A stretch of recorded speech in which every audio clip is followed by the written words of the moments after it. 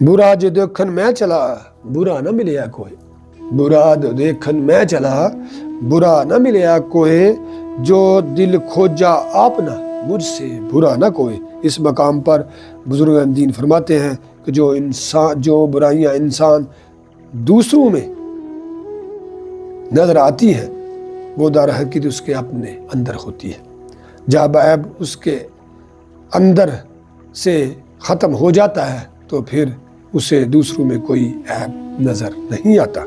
بزرگان دین فرماتے ہیں کہ دنیا داروں کے پاس بیٹھو گے تو دوسروں میں کیڑے دکھائی دیں گے،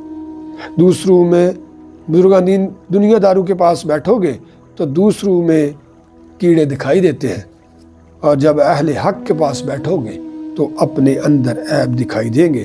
اللہ تعالیٰ فرماتا ہے کہ اپنے نفس کی پاکیزگی کے دعوے نہ کرو۔ حضور نبی کریم صلی اللہ علیہ وآلہ وسلم فرماتے ہیں مومن اپنی برائیوں کو پہاڑ کی طرح دیکھتا ہے، یعنی اپنی غلطیوں کو بڑا سمجھتا ہے۔ تم میں بہترین وہ ہے جو اپنے عیبوں کی اصلاح کرے۔